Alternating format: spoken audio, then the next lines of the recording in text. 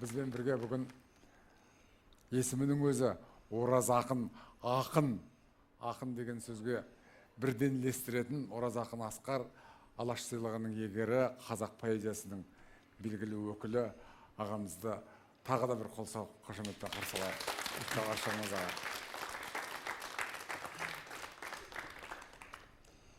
Өзі қазақта ат қою деген, былай есім қою, тағайындау деген өзі тектен тек емес қой. Дұрыс айтасыз. Ораз ақын дегенді кім қойды сізге, білесіз бе? Ақын болатыныңызды білген, я болмаса соған үміттенген, мөлшерлеген адам ау. Ақынның түсінікті мағынасы, Ораздың бақыт екен баламасы.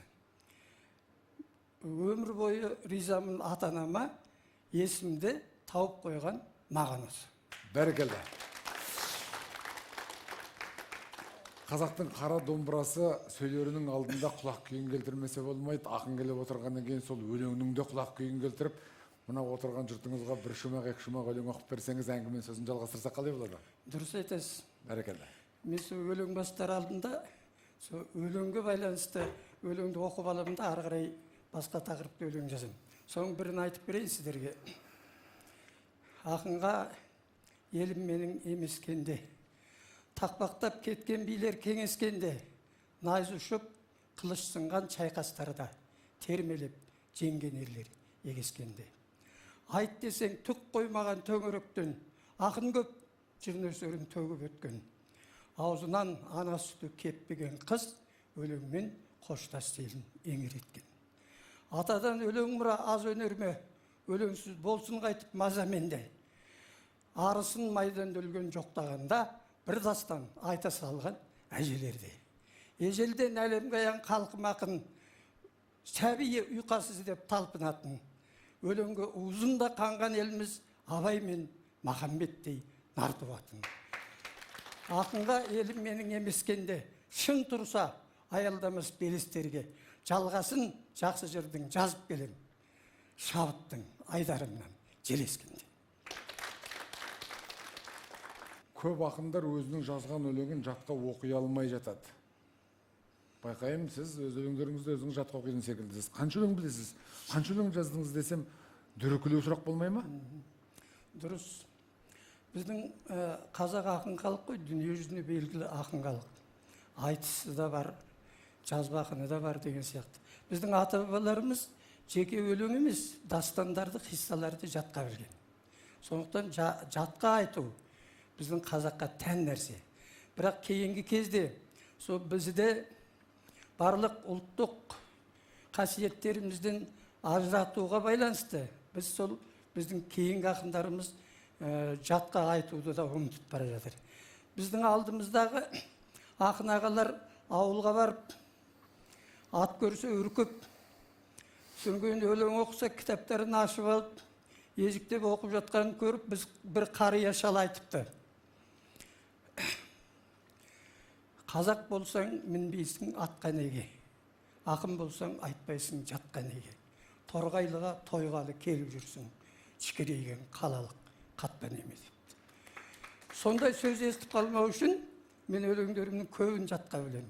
Әсіресе сіздерде жас кезімде жазған өлеңдерім тайға таңба басқандай ойымнан әлі кетпейді. Сіздің бір өлеңіңізді жазбақ болып, бір әңгіме көлемдетіп, кейбірін кәдімгідей көрем бекіп, қағазға қалам алып төнгенімде байқамай бастай берем өлеңдетіп депсіз.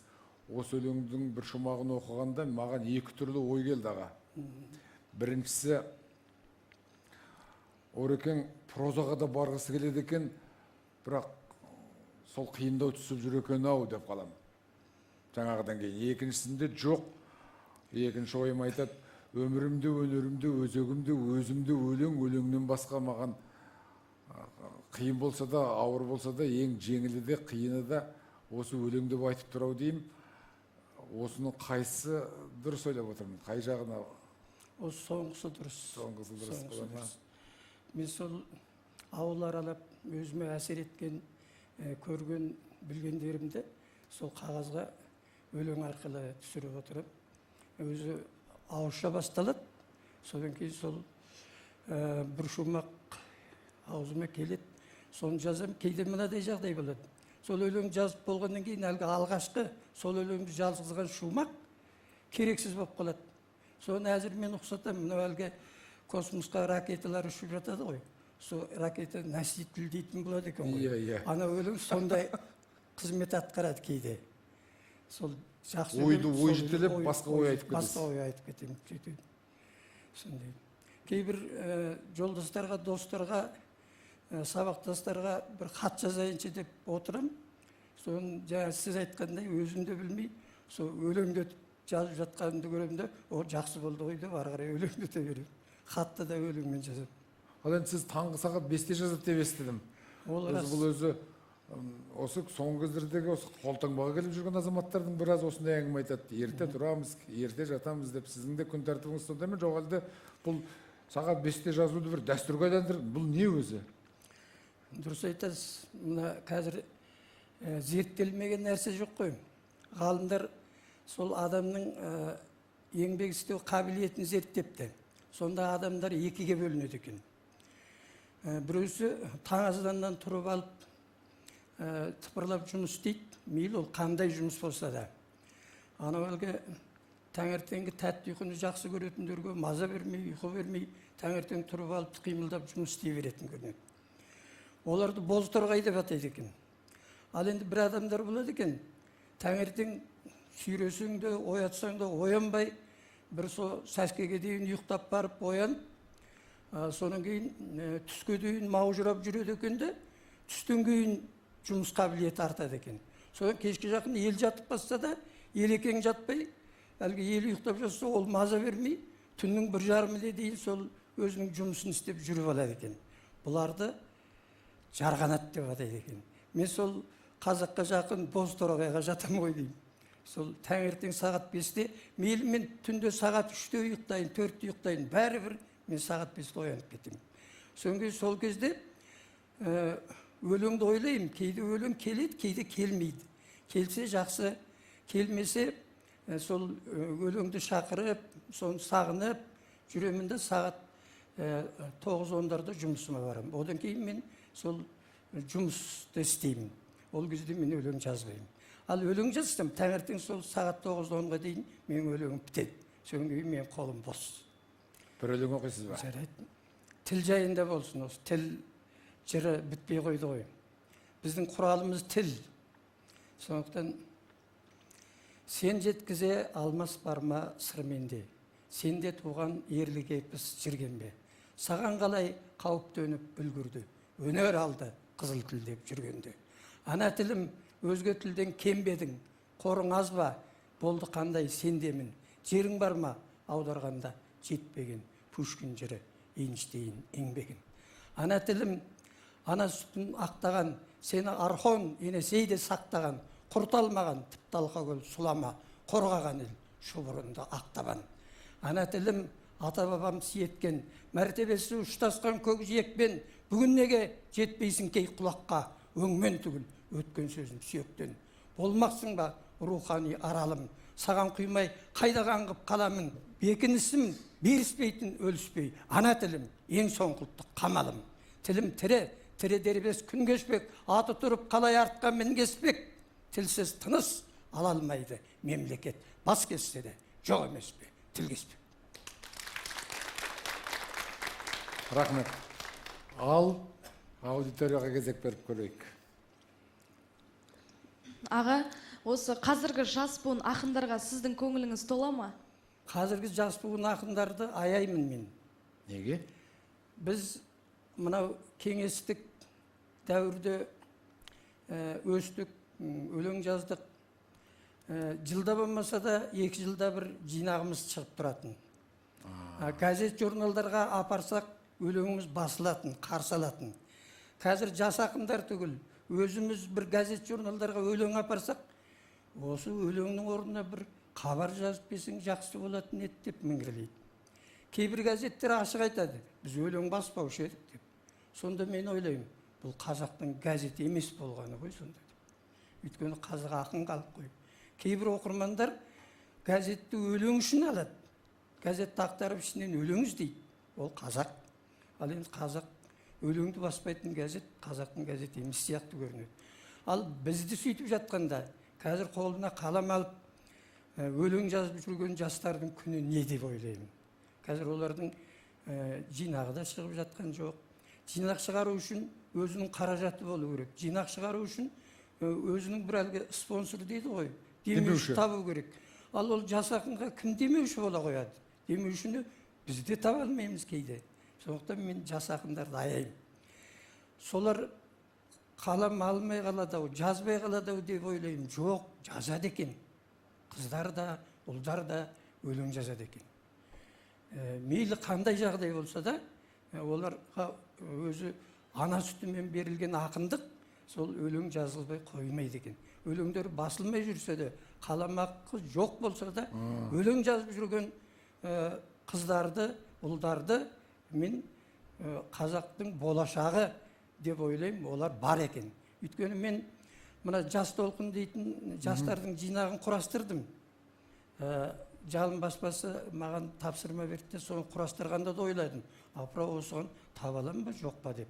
Соны облыстарға хат жазып бүйткенде өлең жауап кетті. Ал ішінде өзіміз қызығатын, қызғанатын өлеңдер де бар. Сондықтан бұл қазақта өлең өлмейді екен ғой. Қандай жағдайда да ол таланттар шығады екен деймін. Олар сол қиыншылық жағдайды көре жүре біздің қаламымыздың мұрагері болады деп сенемін.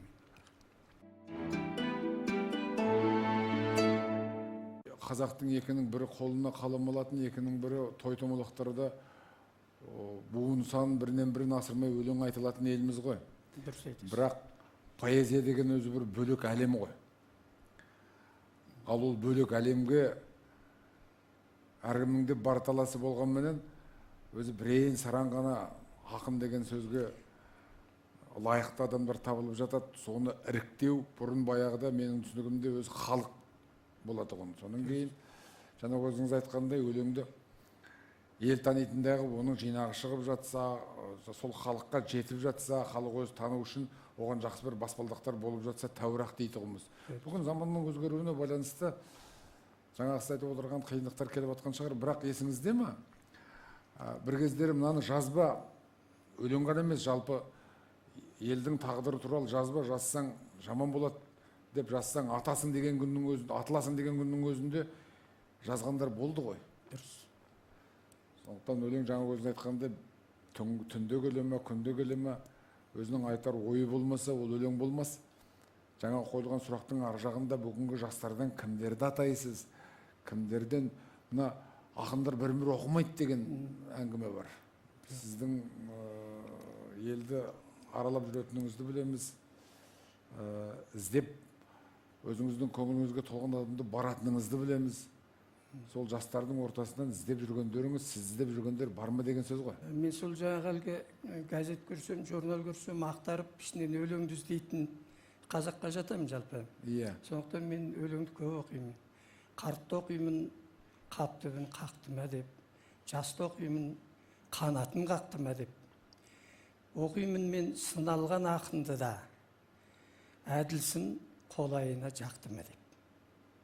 Сондықтан мен өлең оқу жағынан өзі алдыға жан салмайтын шығарым деп мақтанып та қояйын деп бәрін оқып жүремін. Сонда мына қазір енді Танагөз деген қызымыз бар, ақын қызымыз. Соның өлеңдері жақсы оқып жүремін. Содан кейін мына Гүлнар Салықбаева, оның алғашқы жинағын мен жалында жүргенде редактор болып шығардым. Соның әзір газеттен, журналдан өлеңдерін іздеп жүріп оқимын. Содан кейін бізге шеттен ел қосылып жатыр ғой бізге жан-жақтан. Солар еліміздің санын ғана көбейтіп жатқан жоқ. Біздің мәдениетімізді, мәдени мұраларымызды, ән-жырымызды, ертегімізді көбейтіп жатыр. Солардың ішінде де жақсы ақындар бар. Мәселен, Мұратхан Шоқан дейтін жас жігіт бар. Өзі әзір қызмет таппай бір жинағы шықты. Әлгі таксист болып күнін көріп жүр. Бірақ соның өлеңдері тамаша, табиғат өлеңдері, сезім өлеңдері. Осындай адамдар бар дейсіз ғой. Бар. Тағы бір сұрақ бар. Ақын жазушылардың бұрын мысалы алысқа бармай алдыңызда отырған менің сұмда 60-шы жылдары 70-ші жылдары өзі жалпы әдебиеттің бір дамыған кездері ме әлде айтқандары елдің құлағына ғана емес биліктің құлағына да жетіп жататұғын. Ал биылғы жылы маңдайымызға ұстаған суырылып бәленбай адамнан алдыға шыққан екі ақынымыз да мемлекеттік сыйлыққа лайықсыз деп қаралды. Осы туралы пікіріңіз бар ма? Иә, онымен сол жиналысқа қатынасқан Дулат Исабековтен естідім. Бұрын әдеби сыйлықты әдебиетшілер қарайды екен, ақындар, прозаиктер, жалпы қолына қалам ұстап танылып қалған кісілер қарайды екен. Осы жолы сол мемлекеттік сыйлық беруді, мемлекеттік сыйлықтың дәрежесін жоғарылатамыз, құнын өсіреміз деген мағынада сол әлгі жеке-жеке қарайтын комиссияларды біріктіріпті. Бір комиссия құрыпты. Соның ішіне жазушылардан екеуі-ақ кіріпті. Мәселен, сол Дулат Исабеков пен Әкім Таразы екеуі де прозаик. Ал қалғандар басқа саладан. Енді ол жерде 15 адам болу керек. Соның екеуі ғана әдебиетші. Сонда екі-ақ дауыс алады әдебиет. Бізде әзір мына кітапта әдебиетте шикізат қайналды. Шикізат көп. Ал соған сыншы керек. Біз әлгі ақындар бар, жазушылар бар, сыншы жоқ бізде. Сыншы жоқ. Сыншы болса солақай сыншы, сыншы болса мақтайтын ғана сыншы, жағымпазданатын сыншы бар. Ал нағыз сыншы жоқ. Мен бір пікір айтқам, қазір сол сыншы шықса, ол осы әдебиеттің ақ-қарасын айқындап, әдебиеттегі классиктерді анықтайтын еді, өзі классик болар еді деп бір пікірім бар. Сол пікірді жақтаймын. Сондай классик бола алатын сыншы жоқ бізде. Ал сын жоқ жерде сын түзелмей, мін түзелмейді ғой. Сондықтан мініміз көп қазір. Әдебиетке деген көзқарастың салқындығы деген сөзді өте сыпайы айттыңыз тағы да. Сұрақтарыңыз бар ма, жастар? Сіз айтасыз, осы қаламгердің ең бірінші жұмысы жазу емес, ойлану дейсіз. Сіз өзіңіз қалай сонда ең бірінші өлеңді ой легін еткізіп барып жазасыз ба, жоқ әлде бірден жарыққа шығарасыз ба? Дұрыс. Өлең өзі шабыт келіп бірден жарыққа шыққан сияқты болып көрінеді. Бірақ оның бәрі алдын ала мидың қабылдауы, көру, білу, соның бәрі іште қорытылу. Содан кейін барып, ол сол бір асыл затқа айналған кезінде, ол аяқ астынан шыға қалғандай әсер етеді. Ал негізінде әлгі жинақтамай, көрмей, білмей жүріп, ол бір нәрсеге жету қиын. Мәселен, бір кісіні бір жерге кішкентай кезінен қамап қойсаңыз, ол түкті білмейтін, іш нәрсені білмейтін кісі болып шығады ол. Сондықтан көру керек өмірде. Әлгі жазушылар көп жерді аралайтыны сондықтан. Олар да сол ойына азық жинайды. Сол азықтардан барып жаңағыдай кенеттен пайда болатын, шабыт беретін нәрселер туады. Солай. Бүгінгі поэзияның басты тақырыбы не деп ойлайсыз? Қазір қандай проблема? Тілді айттыңыз жаңа. Жарайды. Бүгінгі поэзияның басты тақырыбы ұлттық менталитет дейміз ғой, соны жоғалтып алмау, сақтау. Сонан кейін патриотизмді ояту, отан сүйгіштікті, ел сүйгіштікті, халық сүйгіштікті ояту. Ұлтшыл болу. Біз мәңгүртке айланып кетіп бара жатырмыз. Оның бір мысалы, мәселен, бізден бұрынғы басқа ұлттар өзінің ата мекендеріне кетті көбі. Қалғандары осы қазақ не болса сол боламын дегендер қалды. Ал солар кеткеніменен біздің қазақ соларды өзінің жан тәнімен, денесімен, ойымен сақтап қалған сияқты. Әр қазақтың ішінде бір басқа ұлт жүрген сияқты көрінеді маған. Содан тазару керек. Қазақ болу керек.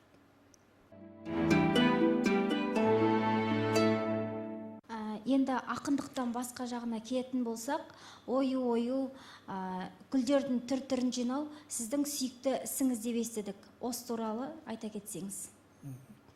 Бұл кісі қалам жинайды, мен білсем. Дұрыс. Әлгі өнер егіз дейді, өнер сан түрлі болады дейді. Мәселен, оның өзі мен соған назар аударғанда әр ұлтта әр түрлі екен. Біздің қазақ ақындарының көбі ән шығарады, композитор. Абай ән шығарды. Қазірген алсақ, мәселен, Исраил Сапарбаев ән шығарады қазіргі жолдастарымыздан алсақ. Сөйтеді екен. Ал орыс ақындарын алсақ, сурет салады екен. Лермонтов суретші, Пушкин суретші. Олардың ән шығаратын ақындары жоқ. Міне бұл да ұлттық ерекшелік. Біздің ұлттық ерекшелігіміз. Ал өнер егіз деп халық неге айтқан? Сол егіздіктен айырылмауымыз керек. Ал енді мен мына гүлдерді жақсы көрем. Өзі жалпы атау бар ғой, мына сұлулықты сүйеді деген сияқты ақындар, өнерпаз адамдар. Сол сұлулықты сүйеді, сұлулықты жасайды, жаратады. Сонда мен сол кішкентай кезімнен мен сол гүлдерді жақсы көрем. Гүлдер туралы көп өлеңдер жазғам. Ал енді менің әжем сол ой оятын, шешем кесте тігетін, мәселен, қыздардың әлгі жасау деп айтады ғой, сол жасау жабдықтарын шешем орындайтын, жасайтын. Солардан жас кезімнен сол бойыма сіңген. Жұққан бір қасиет. Жұққан. Қалам жинауды қашан бастадыңыз? Қалам жинау ол өздігінен жиналды. Мен мәселен кейбір қаламдарымды бір жақсы өлең жазсам, сол жақсы өлеңде ана қаламның үлесі бар ғой деп ойлаймын. Мына қалам осы жақсы өлең жазды ғой деген сияқты. Сол қаламды мен тастағым келмейді, немесе біреуге бергім келмейді. Сол қаламды аялап, жақсылап сақтап, жаңа сен бір жақсы өлең жаздың ғой деп сонымен ақылдасам. Сөйтіп жүріп сол қаламды жинап қою арқылы өзінен өзі жиналды сол қаламдар. Мәселен, ол сыныпта қалады екен, кейбір жер бұзылып та қалады екен, ондайда да тастамаймын. Мен әлгі бір балалар болады ғой, қуыршағының аяғы сынып қалса да, соны ұстап жүретін, таста десе тастамайды. Сол балалық әдет менде де бар ма деп ойлаймын. Сөйтіп қалай жиналып қалғанын білгем жоқ қаламның. Осы Алматыдан бола ма, басқа ауылдан бола ма, анау шеттен келіп жатқан қазақтардың ортасынан бола ма, бауырластарымыздың ортасынан, Ораз ақын Асқарды іздеп келген адам бар ма? Дұрыс айтасыз. Мен мына ең алғаш балам болған кезде баламды ауылға ертіп бардым. Соның қалада тұрдық қой, қалада туды. Сол енді қазақ болсын деп ауылға ертіп бардым. Нағашыларына, аталарына апардым. Соның нағашылары бір құлын сыйлады балама. Содан кейін балам сол құлынды барып көріп қасына. Сөйтіп құлағын ұстап, жалын сипап сөйтіп. Сол бір өлең туды сол жерде. Құлыным қорықпашы, құрығым жоқ, балаға ұқсас сенің қылығың көп. Басымнан сипаушы еді анам менің, елжіреп еркелетіп құлыным деп. Азды көп қымызыңды бөліп ішіп, тұрушы ек, жылда жиі жолығысып, мекендеп мен қаланы, сен даланы, сол кездер көп аңсатты еске түсіп. Желіде жатқан мұлын құлын түріміңді, өтінем орныңнан тұруыңды, өзіңмен таныстырып қояйын деп, өзімнің ертіп келдім құлынымды деді. Жаңа баламмен құлынды таныстырып жатырмын. Сіз іздеп келген бар ма деп сұрақ қойдым. Жоқ, соған келе жатырмын. Осы өлеңім жарияланды қазақ әдебиетіне. Содан бір күні жазушылар одағынан звондайды, бір ақсақал келіп отыр, құлын деген өлеңді жазған кісіні тауып бер деп отыр. Содан сұрастырып, сөйтсе қазақ әдебиетіне шыққан екен, сенің өлең екен, сол кісі сені іздеп отыр деп сөйтті. Онда келсін үйге дедім. Адресті берді, беріп үйге келді бір шал кісі. Семейдің бір ауданынан дейді. Осы құлынды жазған ақынды бір көрейін деп едім дейді. Сөйтіп келді. Содан кейін үйде ол өлеңді іздеп келген кісіні, өлеңді ұнатып отырған кісіні қалай дереу Ағыл тегіл қазақша қонақ қылдыңыз. дүкенге шауып дегендей Мұны сұрап отырғаным, қазан көтеріп мұны сыйлап сұрап сөйтіп отырғаным, сізді іздеп келдім деп сұрап отырғаным, сіз бір кездері Мұқағалиды іздеп барғаныңыздан хабардармын. Еске түсіріңізші. Неге, қалай болып өтсін? дұрыс, иә. Мына әлгі жаңа өлең оқимын дедім ғой. Мен сол университеттің 2-ші курсында оқып жүргенде 64-ші жылы әдебиет искусство деп аталатын ол кезде Жұлдыз журналы. Соның 4-ші санына Мұхаммедқали Мақатаев деген жас ақынның 3 өлеңі жарияланды. Сол 3 өлеңді оқығаннан қайтадан оқып, үшеуі керемет өлең. Соны жаттап алып, қасымыздағы жолдастарға көрсетіп сөйттік. Бәрі жақсы өлең екен деді. Содан бұның авторын білмейміз кім, бірінші өлеңі мынау. Содан мен бір студенттерден сұрап, бұның авторын сөйтіп жүрдім де, бір кісілер айтты, бұл Нарынқұлда тұрады.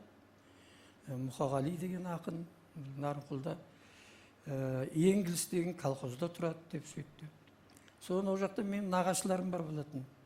Сол нағашыларымның қолында шешемді олар көшіріп алған, әкем қайтыс болған.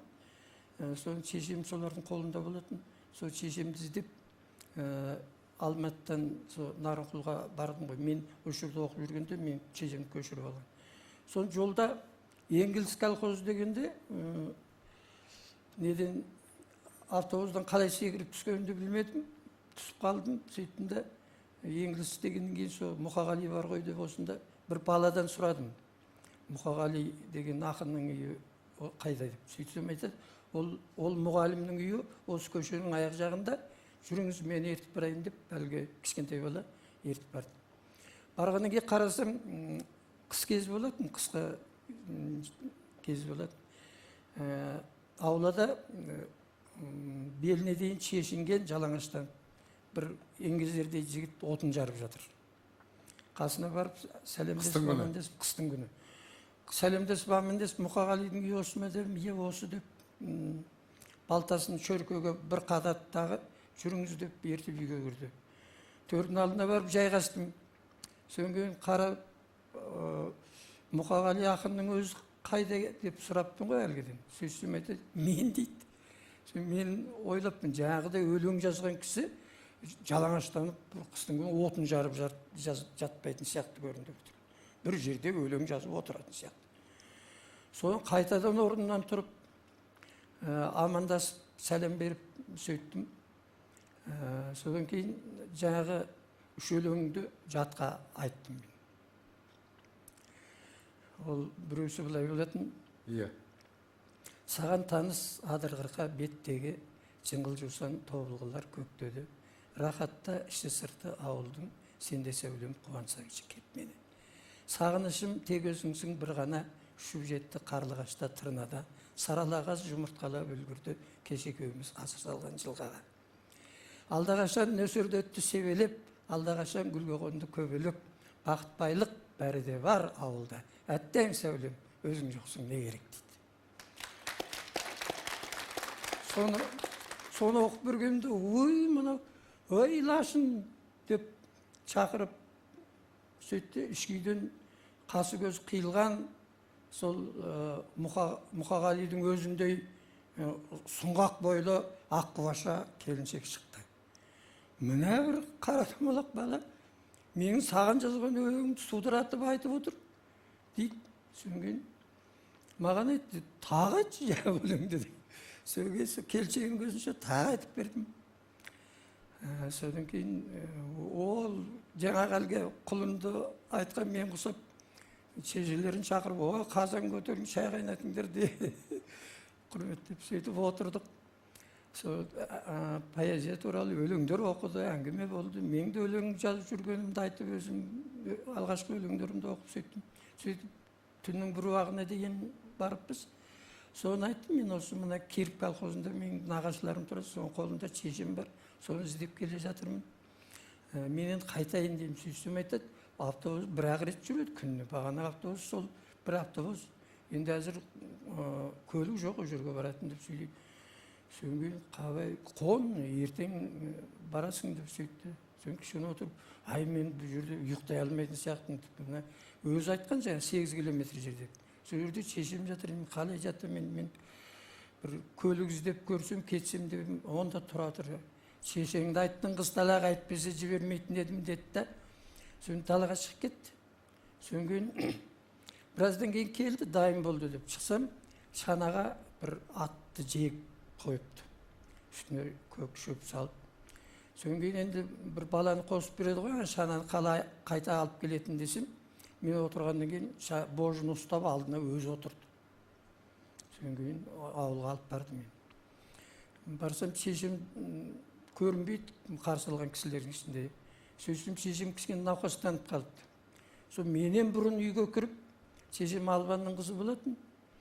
Ой, әкпе, қалыңыз қалай деп білмейтін, танымайтын кісі. Соны барып қолын ұстап, ой, етіңіз қызып тұр ғой деп сөйтіп жатыр. Соны мен бардым, шешем басын көтерді. Соны отырдық, әңгімелестік, шай іштік. Содан кейін бір уақыттан кейін қайтам деді. Ой, рахмет, сіз қоныңызды бөгісін сөйтіп жатыр. Сөйтсем айтады, мен өзім қайтпаймын, мына әкпемді алып қайтам дейді. Неге? Медпункт сол Еңгіліс колхозында екен, медпункт. Сол жерде дәрігерге көрсетем, мына кісінің температурасы жоғары, мен алып кетем дейді. Сөйтсе шешем айтады, ол үйреншікті ауруым ғой, мен мына дәрім баламды әкелдің, жазылып кетем ертең. Дейді, мен айтам, енді жазылмаса ертең апарайын мен мұқа, енді осы мені алып келгеніңізге рахмет деп сөйтіп жатырмын, сөйтіп алып қалдық енді шешем. Соны кетті. Тағы да әңгімелесіп біраз отырып қалдық. Содан кейін бір уақытта ит үріп, абыр-дабыр болып қарасақ, қасында ақ халатты дәрігер бар. Қайта келіп тұр. Мұқан келіп тұр. Міне қараңыз, өмірі көрмеген бір баланы шешесін алып кеп, оның шешесін дәрігерге әкетем деп. Оған көнбесек, дәрігерді түн ішінде оятып алып келу, бұл тек ақынға ғана.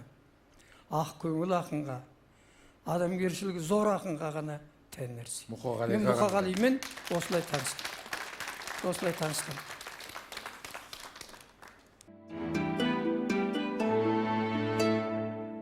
Аға, енді сіз айтып жатсыз, Мұқағали ақынды енді сүйіп оқығам деп. Енді қазіргі таңда мына компьютер дәуірінде балаларға арналған кітап керек пе деген сұрақ туындайды. Сол енді неге мүмкін қазіргі таңда компьютерлер дамуына байланысты балалар көп кітап оқымайды. Мүмкін қаламгерлер осы балалармен қандай кітап керектігін ақылдасу керек па? Осыған сіздің ойыңызды білгім келіп едім. Мынадай жағдай, мен сол туралы тағы бір өлең оқайыншы, кітап туралы.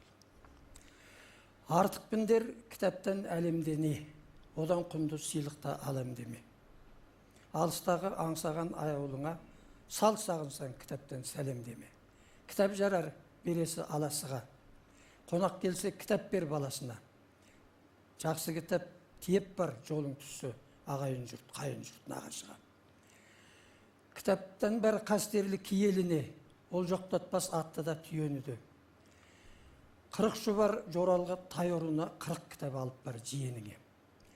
Кітап жарар еншіге мұраға да, онсыз байлық бойыңа құралама. Үкі жасау кейітті мәндендіріп, құрмет көрсет кітаппен құдаға да. Артық міндер кітаптан қайғазына. Ол ақылшы болалар сай қазыға, кітаппенен құттықта туған күнді, кітап үшін көрімдік байғазыға. Кітаппен сәт сапарға құлшын ашық, кітап бетін ұрпағың жүрсін ашып, үйің асыл жиһазға толса қанша, кітап төрді бәрінен тұрсын асып. Рахмет. Менің көзқарасым солай, ешқандай компьютер, ешқандай әлгі жаңағы интернет деп жүрсіздер ме? Солардың бірі кино, театр, ешқайсысы кітап берген білімді бере алмайды. Ал ол жаңалық болғандықтан, соған әзірге ұмтылыс, бұл заңды нәрсе. Одан зерігеді адамдар әлі. Кітапқа қайта айланады, оған мен шексіз сенем. кітап берген білімді ешкім бере алмайды. Ал адамдарда бір ғана арман бар адамдарда. Шіркен, осы өмір неге екі рет берілмеген? Екі рет берілсе, мына бір ретке өмірде өткізген қателерімізді түзеп, бұдан да гөр жақсы адам болар едік деген арманы болады адам. Сол арман бір ғана жағдайда орындалады, кітап оқығанда ғана. Қанша кітап оқысаңыз, сонша өмір сүресіз. Мен Мұхтар Әуезовтің Абай жолын оқып шыққаннан кейін Абаймен бірге өмір сүргендей болдым. Абай көргенде мен де көрген сияқты болдым. Сол 19 ғасырда сол көшпенді қазақ дәуірін мен де басымнан кешкендей болдым. Ал бірінші Петрді оқығанда мен сол орыс патшасының қасында жүргендей болдым. Сол дәуірді білемін мен. Ал міне қанша кітап оқысаңыз, сонша өмір сүресіз. Ал бұндай қазынаны адамзат жаратқан басқа ешқандай игілік бере алмайды. Сондықтан кітап оқыңыздар. Аға, мына сіздің өлеңдеріңіздің тақырыбы сан алуан тақырыпта жазылған. Енді осы өлеңдеріңіздің ішінде басым көпшілігі қандай тақырыпқа арналған? Соны айтып кетсеңіз. Оны сыншылар айта бастады. Мен сол табиғат тақырыбын кішкене өзге тақырыпқа қарағанда жақсырақ меңгеретін сияқтымын. Табиғат тақырып. Қай сыншылар? Жоқ сыншылар ма жаңа өзіңіз айтып тұрған? Жоқ сыншылар болғанда ол ана ақындар, әдебиетшілер. Солар солай деп баға береді.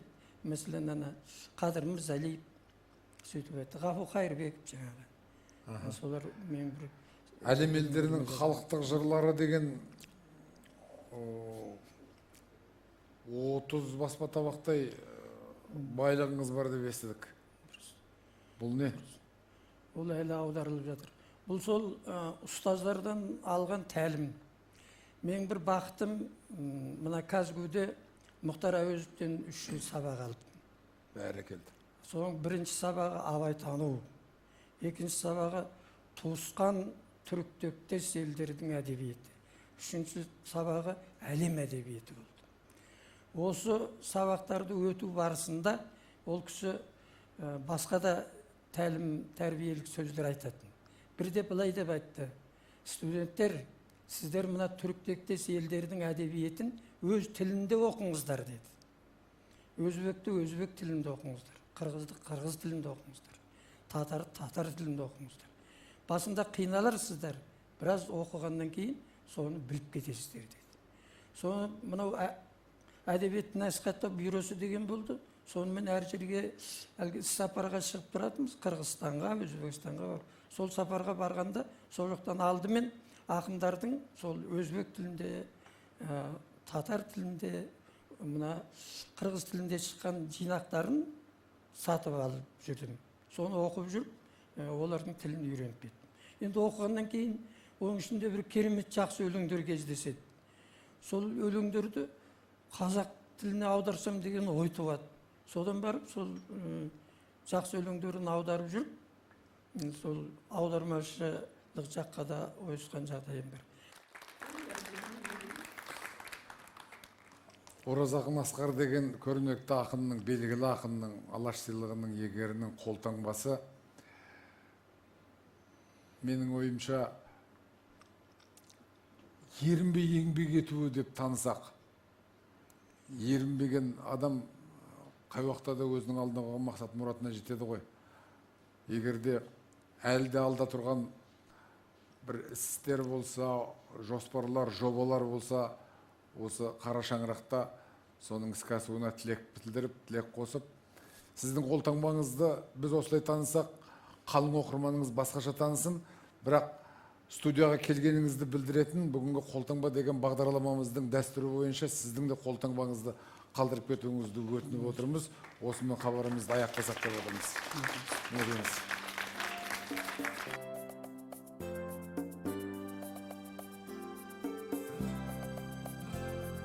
Келесі кездескенше ағайын.